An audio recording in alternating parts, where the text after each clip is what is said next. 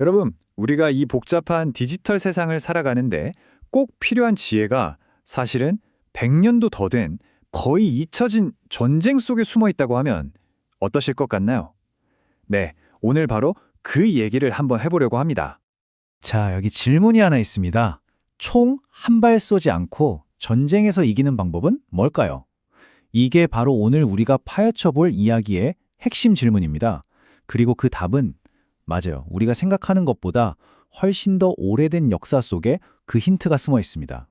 자, 그럼 우리 함께 시간을 거슬러 올라가 볼까요? 지금으로부터 100년도 더 전인 1904년, 바로 럴 전쟁의 한 복판으로 가보겠습니다. 근데요, 우리가 볼 건 막 대포 쏘고 총 쏘는 그런 전장이 아니에요. 그 뒤에서 보이지 않는 곳에서 벌어지고 있던 진짜 전쟁, 바로 정보를 누가 쥐느냐를 두고 벌어진 싸움입니다. 자, 80%. 이 숫자가 뭘 의미하는 걸까요? 이게 바로 그 당시 영국이 전 세계 해저 전신 케이블의 80%를 장악하고 있었다는 뜻입니다. 어마어마하죠. 말 그대로 전 세계 정보가 흐르는 파이프라인을 영국 혼자 꽉 쥐고 있었던 거예요. 영국은 이 막강한 정보망을 가지고 뭘 했을까요? 네, 바로 정보 브로커 역할을 한 겁니다. 러시아 함대가 어디로 가고 뭘 하는지 그 모든 걸 정말 손바닥 보듯이 훤히 들여다보고 있었어요. 그리고 그 정보를 동맹이었던 일본에게만 쏙쏙 골라서 알려준 거죠. 상상이 되세요? 한쪽은 눈을 가리고 싸우고 다른 한쪽은 상대방의 패를 다 보고 싸우는 거예요. 이게 바로 정보 비대칭이 만들어내는 정말 무서운 힘입니다. 자, 그런데 이 판에 또 다른 플레이어가 끼어듭니다. 바로 독일이죠.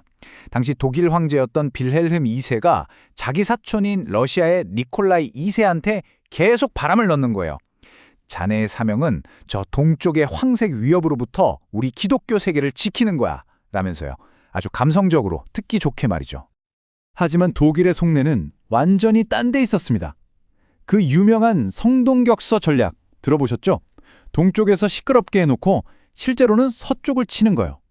러시아의 신경을 저 멀리 아시아에 묶어두고 그 틈에 독일은 유럽에서 자기 세력을 키우려고 했던 거죠. 결국 니콜라이 2세는 이 달콤한 말에 속아서 스스로 파멸의 길로 걸어 들어간 셈이 됐습니다. 자, 여기까지가 역사 이야기였습니다. 그런데 이런 생각이 드실 거예요.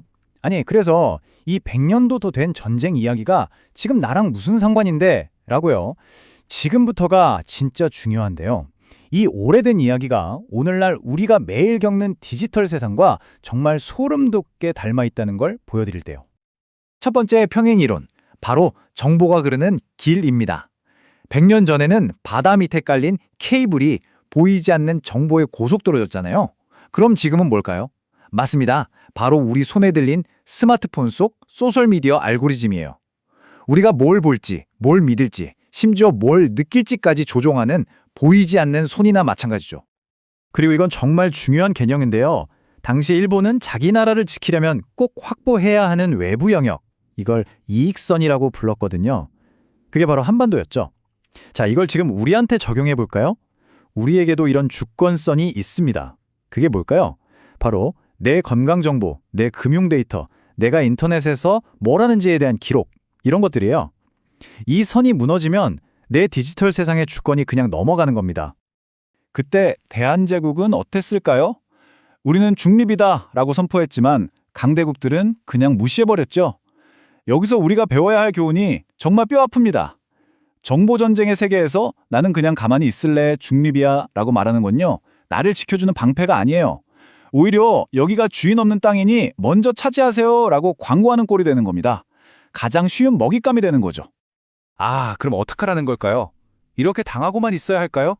아닙니다. 이제 문제점을 알았으니 우리가 이 판의 주도권을 되찾아올 수 있는 구체적인 전략, 일종의 플레이북을 알려드리겠습니다. 자, 여러분의 디지털 주권을 지키기 위한 4단계 전략입니다. 첫 번째는 나만 아는 정보를 갖는 것, 정보 비대칭성 확보고요. 두 번째, 그 정보로 타이밍을 잡는 시간의 지배. 세 번째, 내 머리를 최강의 컴퓨터로 만드는 인지적 우위 달성.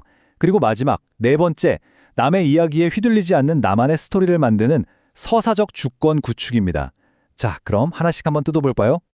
첫 번째, 정보 비대칭성 확보. 이게 뭐냐면요, 남들 다 보는 뉴스피드, 유튜브 추천 영상만 보고 있지 말자는 겁니다. 대신에 나만의 정보 파이프라인을 만드는 거예요. 예를 들면 내가 관심 있는 분야의 원본 보고서나 데이터를 직접 찾아보는 거죠. 요즘엔 간단한 AI 툴도 많으니까 그걸로 나만의 분석을 해보는 거예요. 이렇게 남들이 아직 못 본 정보를 내가 먼저 손에 넣으면 그게 바로 결정적인 시간차, 델타 T를 만들어내는 겁니다. 두 번째는 시간의 지배입니다. 먼저 얻은 정보로 최고의 타이밍을 잡는 기술이죠. 주식 시장을 생각해보면 쉬워요. 모두가 공포에 질려서 막 던질 때 나는 조용히 기회를 잡는 거죠.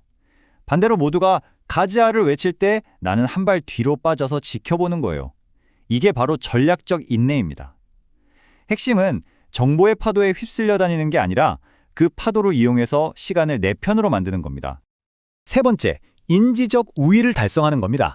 아무리 좋은 데이터가 있어도 그걸 처리하는 내 컴퓨터, 즉 뇌가 버벅거리면 말짱 꽝이잖아요. 그러니까 내 뇌를 최고의 하드웨어로 만들어야 해요. 잘 자고 좋은 거 먹고 산소 공급 충분히 해주고 일종의 생체 요새화를 하는 거죠. 그리고 중요한 건 새로운 정보를 그냥 머릿속에 집어넣는 게 아니에요. 내가 원래 알고 있던 지식의 틀, 예를 들면 이런 역사적 지식 같은 것과 연결해서 아, 이게 그거였구나 하는 통찰을 얻어내는 겁니다.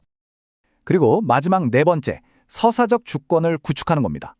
이건 세상이 나에게 들려주는 이야기에 끌려다니지 않고 내 이야기의 주인공이 내가 되는 힘이에요. 예를 들어볼까요? 미디어가 계속 위기다 위기다 하면서 공포를 팔 때 그럼 이 속에서 기회는 뭘까 하고 관점을 바꿔보는 거죠. 온갖 광고나 유행이 나를 조종하려 할 때 딱 한 발짝만 뒤로 물러서서 잠깐 이거 진짜 내가 원하는 건가? 라고 스스로에게 물어보는 것. 이게 바로 서사적 주권의 첫걸음입니다.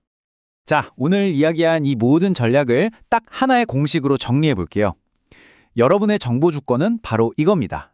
퀄리티 높은 데이터 곱하기 빠른 뇌의 처리 속도. 이걸 주변의 소음으로 나눈 값이에요. 간단하죠? 좋은 데이터를 얻고 뇌 컨디션을 최상으로 만들고 쓸데없는 소음은 차단한다. 이게 전부입니다. 이게 핵심이에요.